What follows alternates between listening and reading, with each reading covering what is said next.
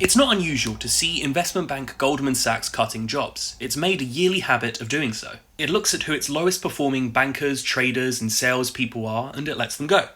In the age of AI, though, something feels different. Find out why on the Coffee Run.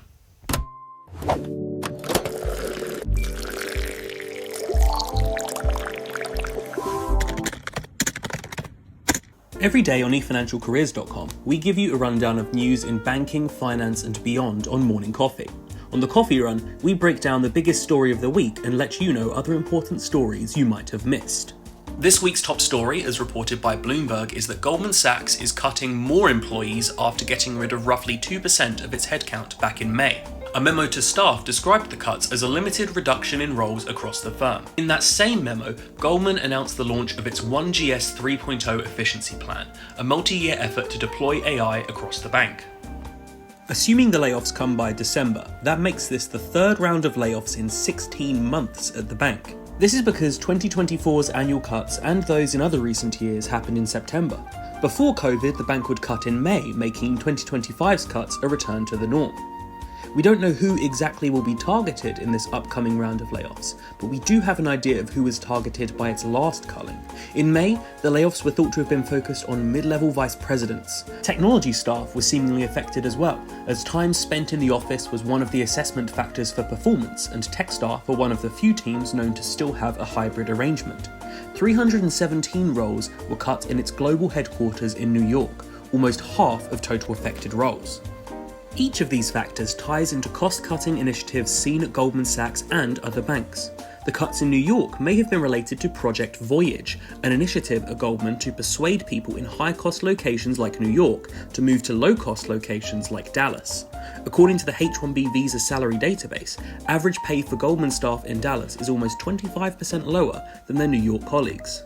It's not just Goldman Sachs moving staff out of high-cost locations. If you missed last week's video, JP Morgan wants half of its junior bankers to be based in low-cost areas like India and Argentina. As for tech staff, they've been frequently touted as an at-risk job as coding tools like Copilot and Windsurf become more popular. There's an intriguing new metric that some banks have been introducing that seems to back this. After developing a new AI tool to automate work, they measure its impact by developer hours. Morgan Stanley, for example, built a tool called DevGen.ai to automate work in legacy code that it said saved almost 300,000 hours of work. Based on average working hours from our annual compensation report, that's equivalent to the work of more than 100 engineers. Engineers aren't being cut directly because of these tools, yet, but there's increased pressure to prove your worth after so much of your time is being freed up. As for VPs, the writing was on the wall for some time. In Goldman's Q4 earnings call in January, CEO David Solomon said the bank was growing, but calibrating its pyramid structure, an insinuation that the bank was getting a little bit too heavy in the middle. Goldman isn't just getting rid of people, it's making it harder for new people to join. Staff that we've spoken to have said there are huge barriers to making new hires in their teams. Earlier this year, for example, an engineer complained online about how they were approached for a VP level role and had positive discussions, only for the role to be downgraded to an associate position with a pay decrease midway through the process. The memo this week noted that Goldman wants to constrain headcount growth. Other banks, similarly, are making themselves harder to join. In JP Morgan's Q3 earnings call this week, CFO Jeremy Barnum said the bank would exercise some old-fashioned expense discipline and put more pressure on its current employees before caving into the idea of making additional hires.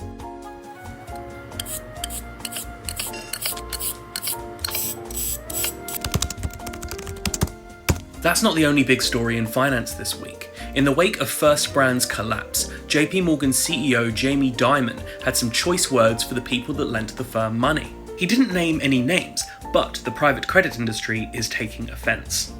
On a call to analysts this week, Dimon developed a penchant for bug analogies. He said events surrounding First Brand sent his antenna up, and that when you see one cockroach, there are probably more. He also said he probably shouldn't say this, and the fallout seems to suggest he was right. Mark Lipschultz of Blue Owl Capital has referred to an odd kind of fear-mongering and to unnamed people who have meaningful parochial interests. John Cortese of Apollo said that the notion of never letting the facts get in the way of a good story may have gone a bit too far here.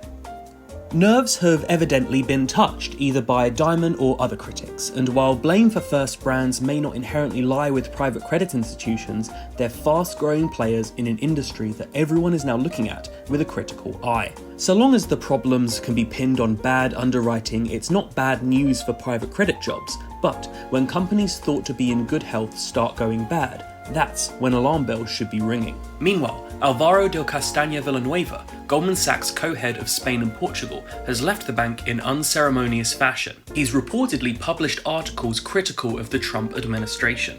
Villanueva had choice words for the president himself. He said Trump suffers poor manners and self-centeredness. He said he has an apparent lack of scruples and a morally questionable nature. Goldman Sachs said it was not aware of Villanueva's musings and that they didn't represent the firm's views. Involving yourself in politics as a banker can be risky business. Earlier this year, Akshay Singhal of Citi had his say on the conflict in Gaza, calling it a genocide and said that silence isn't neutrality. Within 24 hours, Citi had reprimanded him and the comment was deleted. Citi said that his behaviours were inconsistent with the bank's code of conduct. Although elsewhere in banking, an analyst at a leading investment bank in London told us in 2023 that they were given as much time as they needed to join the Israel Defence Force. They said that the support they received from friends and from bank leadership had been amazing. And from us at eFinancialCareers, we attended the Quant Strats Europe conference this week and found that graduate jobs for quants are in a pretty precarious state. It's been like this for some time. We've spoken to recruiters recently who've said that roughly 1 in 100 graduate quant CVs are actually accepted. Now, Christos Koutsogiannis, an adjunct professor at the Masters in Financial Engineering program at NYU Current, said that a lot of good candidates on his course are struggling to find jobs.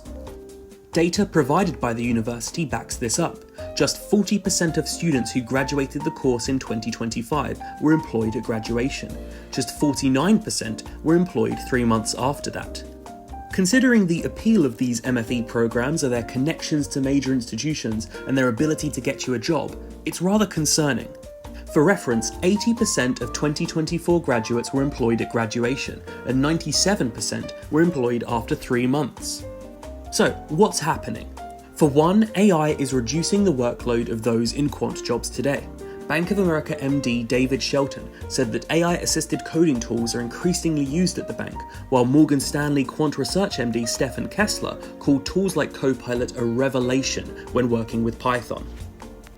It's not just coding though. Shelton said that AI tools are making it much easier for non-technical staff like salespeople to do the more rudimentary data analysis that may have once been done by junior quants. How then do you find a graduate quant job?